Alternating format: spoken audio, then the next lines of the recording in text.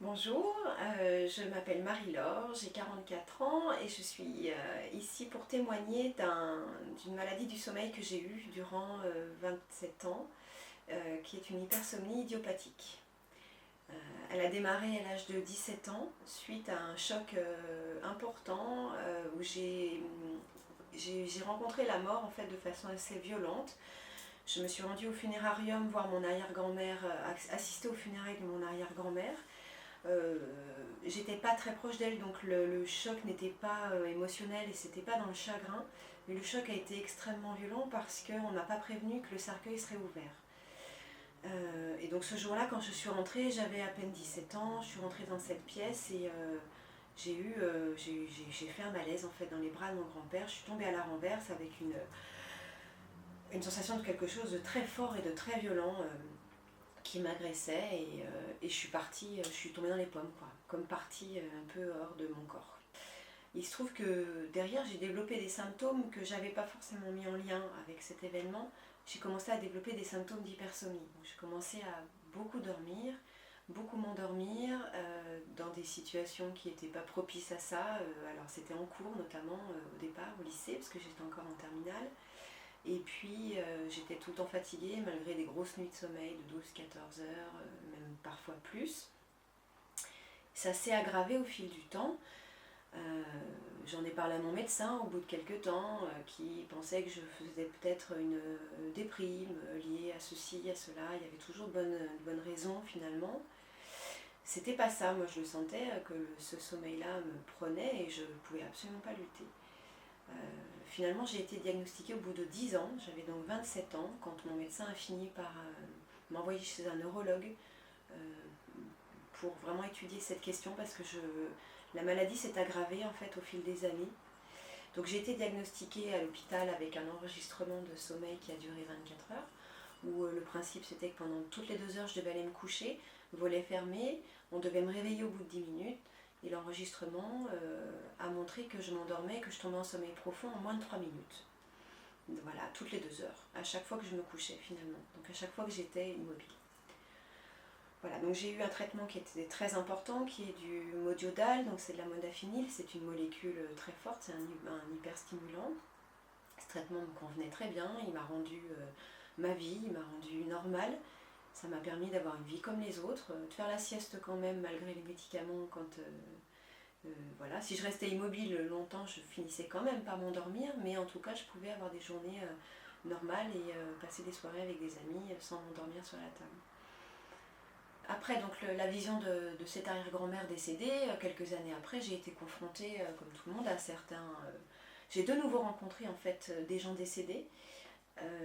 Et curieusement, je me suis aperçue que j'étais extrêmement bien avec eux. Le premier a été mon grand-père. Alors à l'époque, j'étais déjà sous traitement de modiodal, donc j'avais plus cette hypersomnie permanente. Donc je pouvais rester avec. Je suis restée plusieurs heures avec mon grand-père décédé. Et c'était un. Voilà, j'étais très bien dans ces moments-là. Ça s'est reproduit avec mon beau-père un an après, avec ma grand-mère un an après encore.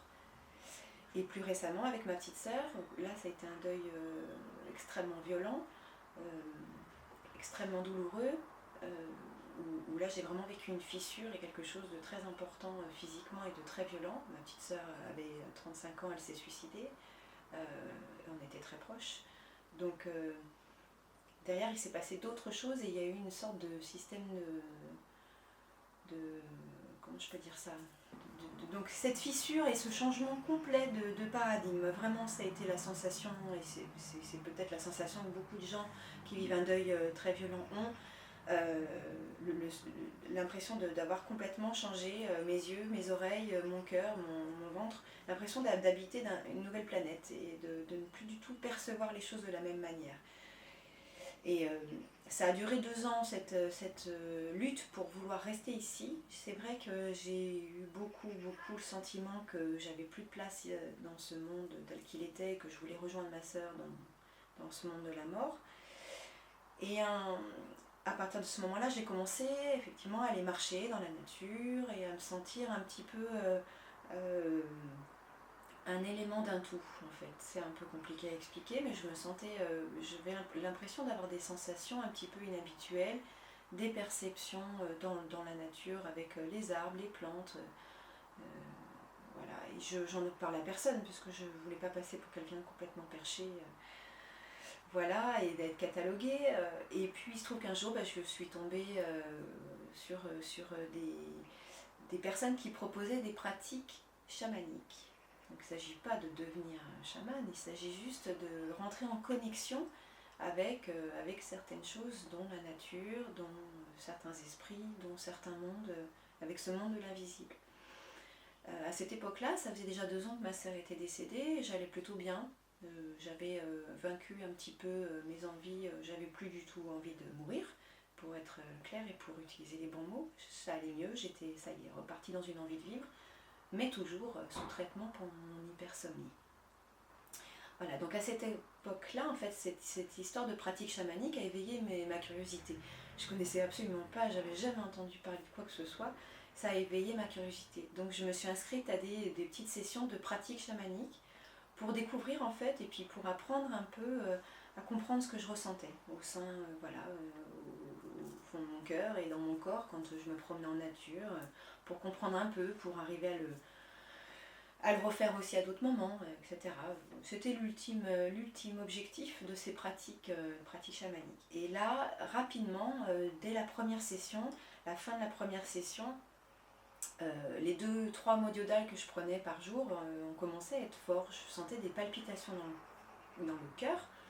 C'est un peu le signe quand le traitement est trop fort, et puisque c'est un hyper stimulant. Et j'ai commencé à me dire, je vais peut-être en enlever un, parce que je me sens un petit peu nerveuse en ce moment.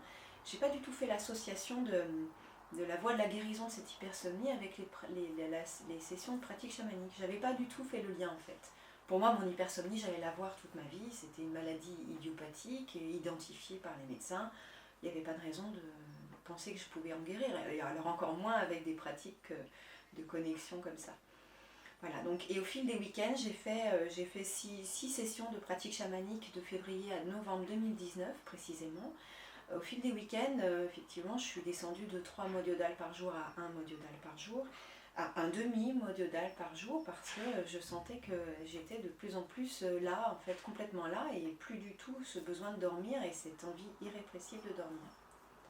Donc j'ai petit à petit diminué. Est venu ensuite un week-end sur le thème de la mort dans la pratique chamanique, où l'objet était un peu d'aller visiter le monde de la mort et de se confronter à ça.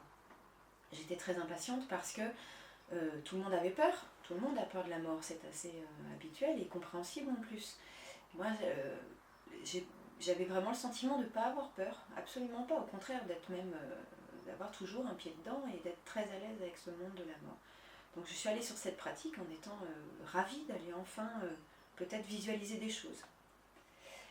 Dans cette pratique, on entre en état de conscience modifié. Donc on est là, mais on est un petit peu, voilà, pas endormi, mais voilà, en état de conscience modifié. Je ne sais pas si c'est assez clair. Je me suis vue vraiment, clairement, très très clairement dans ce monde de la mort. J'ai vu un double de moi qui était là et qui était extrêmement présent et avec lequel j'ai eu la sensation de dialoguer. C'est toujours difficile de rapporter des choses comme ça avec des mots parce que c'est des perceptions plus que c'est pas un film très clair non plus. Ce double-là m'a permis de me rendre compte que j'avais vraiment ma place, que j'avais plus besoin de retourner en permanence dans ce monde de la mort par le biais du sommeil finalement. J'ai eu l'impression de comprendre que ce sommeil me permettait d'aller dans ce monde de la mort en permanence et que du coup ça m'empêchait de vivre. J'étais pas dans la vie. Quand je suis sortie de l'état de conscience modifié, je me suis sentie vraiment très vivante, vraiment réveillée en fait, et très en paix avec cette sensation d'avoir ce double qui est finalement en fait une aide et comme une auxiliaire à ce que j'ai à faire ici, et que du coup j'ai plus besoin d'y retourner. Et je me suis sentie soulagée de voir que le côté où j'étais à l'aise avec les personnes décédées n'était pas un leurre, que j'étais vraiment à l'aise et qu'effectivement j'avais pas cette peur de la mort. Je pensais pas que c'était ça qui allait me guérir de l'hypersomnie. Je pensais pas que dans les jours qui suivraient, je parviendrai à ne plus avoir de médicaments avec une facilité aussi importante. J'avais toujours les boîtes à la maison parce que c'est un traitement qui était tellement indispensable à ma survie, vraiment, que j'ai